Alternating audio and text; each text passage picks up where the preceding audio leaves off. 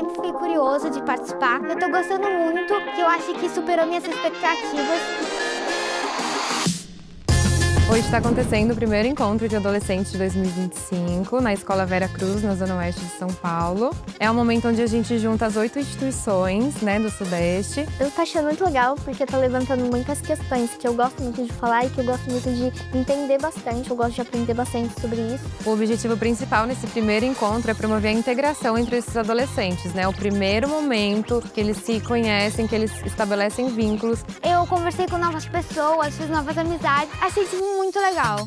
E a gente preparou algo muito especial para discutir, que são as mudanças climáticas e a saúde mental dos adolescentes.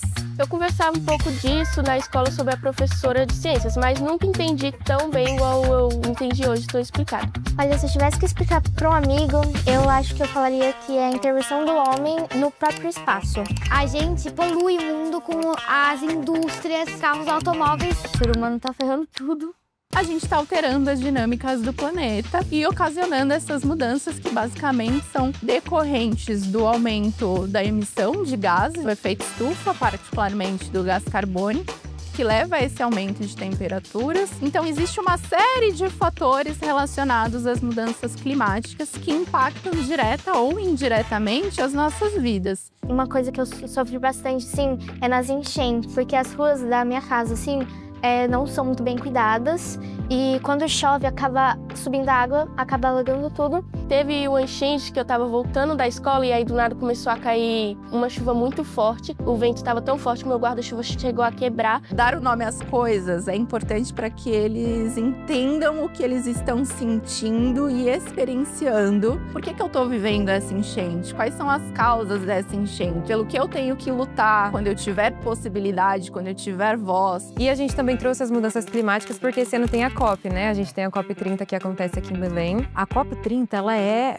um evento, assim, fundamental que vai definindo o norte da nossa humanidade. Então a gente teve um momento aqui que os adolescentes representaram diferentes frentes da COP30, representaram as comunidades tradicionais, as comunidades mais afetadas, os países que mais poluem. O objetivo principal foi: vamos olhar para esses diferentes atores, se imaginar nesses diferentes lugares, nesses diferentes contextos e pensar na possibilidade de ter um lugar de fala e de tomada de decisão. Eu me senti assim, nossa, olha só onde eu tô, sabe? Foi muito legal, foi muito interessante, porque eu consegui também até expressar o que eu sabia, o que eu entendi, e eu também aprimorei bastante nos conhecimentos sobre isso. Qual que é a importância de se envolver as crianças, os adolescentes nessa discussão? Primeiro, porque existem muitos dados que comprovam que elas são as mais impactadas pelas mudanças climáticas, principalmente as crianças do sul global, e elas são sujeitos, têm o direito de compartilhar e de conversar sobre o que incomoda, inclusive dar sugestões, porque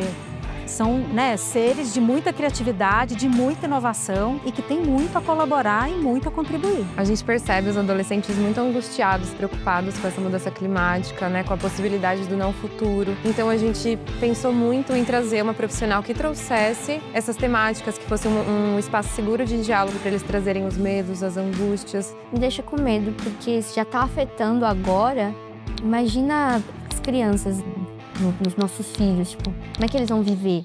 Também a gente fica falando que eles têm que cuidar, e eles esquecem. Cuidar do meio ambiente, cuidar da família, cuidar da horta, e eles esquecem de cuidar deles mesmos. A ideia é que eles se cuidem para que eles possam cuidar do meio ambiente e de todos. A ideia é fazer com que eles percebam que ainda dá tempo, mas a gente pode, desde os nossos 11, 12, 13, 14 anos, nos conscientizarmos dessa possibilidade para que quando a gente consiga chegar lá na idade de agir de maneira autônoma, que eles realmente atuem dentro da luta que eles querem fazer parte. Eu acho que a gente poderia consertar esse problema, a gente fazendo protestos, mas também um pouco com o governo, cobrar taxas do CO2 e tentar com que as comunidades e pessoas mais valorizadas tenham um local adequado, tenham serviços básicos.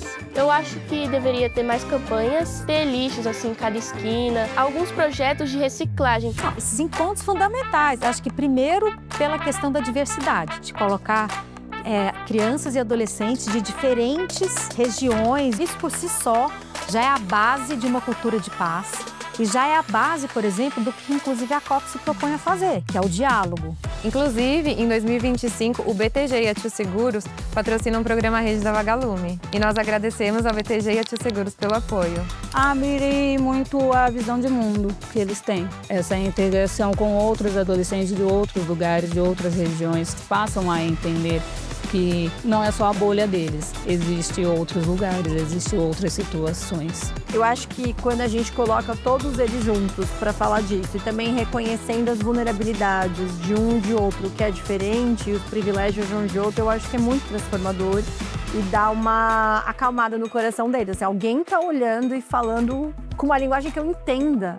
Fazer parte todos os anos do Vagalume, pra mim, eu sinto que é a minha segunda casa, porque eu aprendo muitas coisas. Eu sinto que eu me desenvolvi muito, que eu era muito tímida, assim, eu nunca fui muito quieta, mas eu era tímida, assim, de falar em público. Conhecer pessoas novas, ter novos aprendizados e voltar mais vezes aqui. Eu espero conhecer muitas coisas, muita coisa nova, aprender muito. Não só aprender, mas também como falar da nossa cultura. Então é uma troca, né? É uma troca de culturas, de vivências, de histórias. Eu acho muito fascinante.